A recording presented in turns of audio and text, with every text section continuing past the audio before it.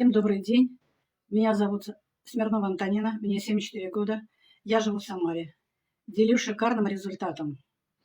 Ходила на обследование на УЗИ почек, и чему безмерно благодарна и радостна.